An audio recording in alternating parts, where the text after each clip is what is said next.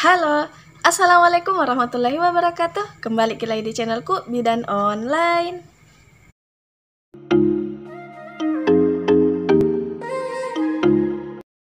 Hai moms, di video kali ini kita akan membahas tentang kehamilan kembar atau gemeli. Untuk moms yang baru datang di channel ini, jangan lupa untuk klik tombol like, klik juga tombol subscribe, dan jangan juga lupa untuk aktifkan ikon notifikasi atau gambar lonceng, karena masih ada banyak hal yang akan saya bahas di video selanjutnya. Jadi jangan sampai ketinggalan moms. Terima kasih. Apa sih itu kehamilan kembar? Jadi kehamilan kembar dalam bahasa medis itu disebut dengan gemeli.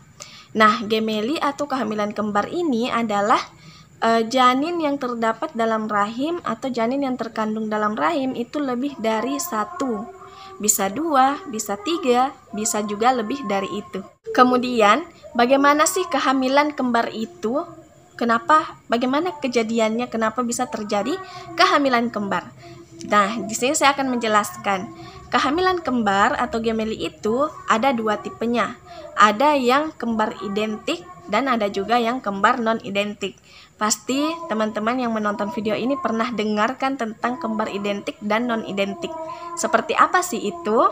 Nah, di sini yang pertama kita bahas dulu ya tentang kembar identik. Jadi, kembar identik itu terjadi seperti ini. Jadi misalnya ini sel telur, kemudian sel telurnya itu dibuahi oleh sperma sehingga terjadi pembuahan. Jadi ini hasil pembuahannya, misalnya seperti ini.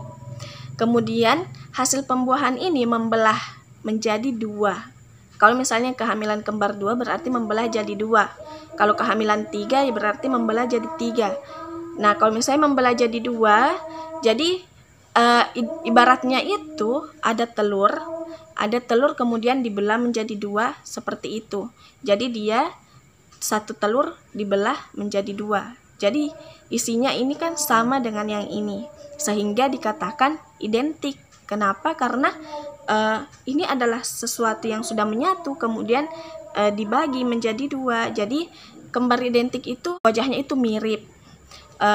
Misalnya DNA-nya juga mirip, warna rambutnya mirip, fisiknya mirip, warna matanya mirip, itu namanya kembar identik. Karena itu adalah sesuatu yang satu kemudian membelah menjadi 2.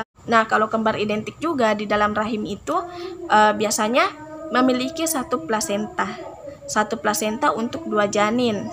Kemudian bisa juga dalam satu kantong ketuban, bisa juga pisah-pisah kantong ketubannya seperti itu.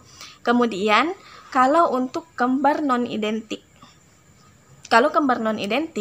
jadi misalnya ada sel telur wanita yang sebelah kiri dan sebelah kanan, masing-masing ini dibuahi oleh sperma dalam waktu yang sama, sehingga terjadi yang namanya pembuahan, dan kedua-duanya ini yang sebelah kiri dan sebelah kanan ini menjadi calon janin juga.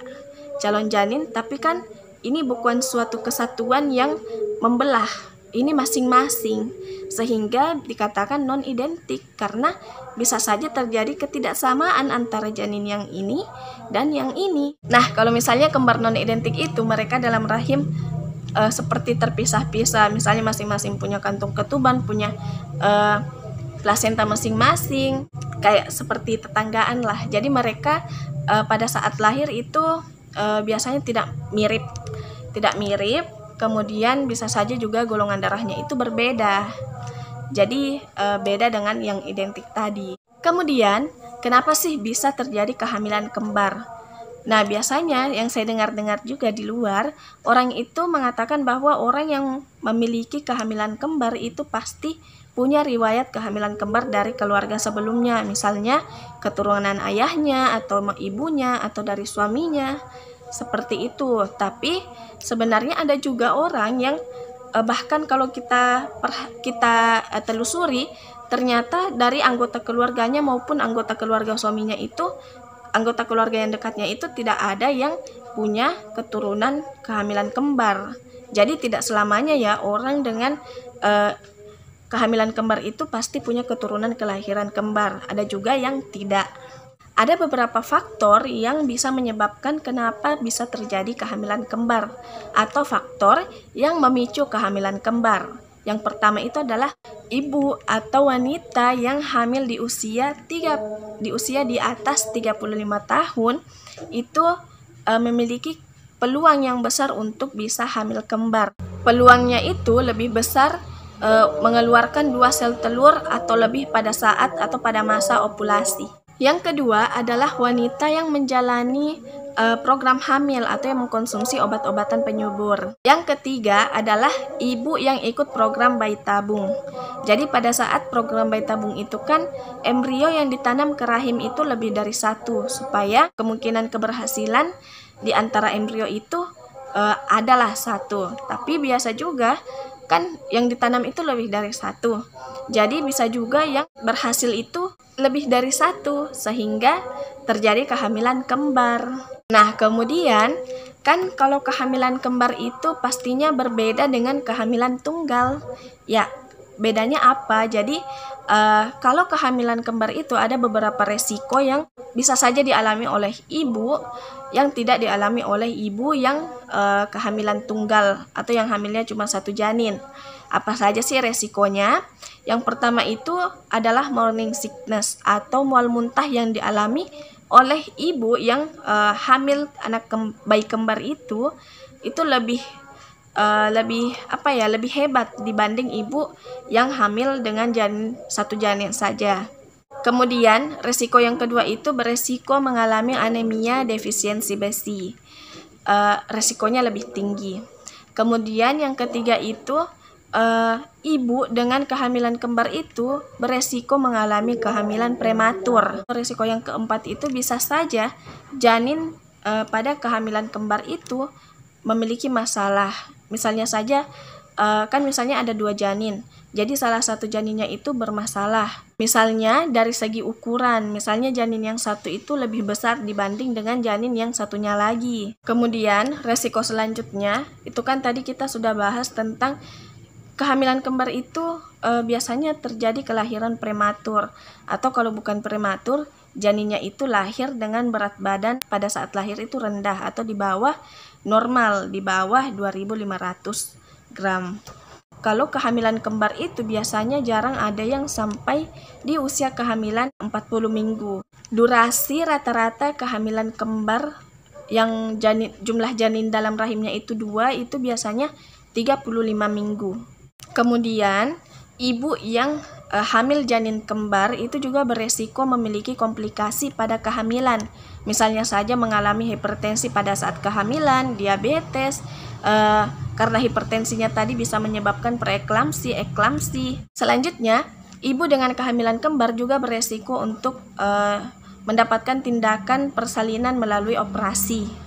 Meskipun ada juga yang normal, tapi maksudnya ini ya beresiko. Jadi ada kemungkinan untuk melahirkan itu melalui proses operasi.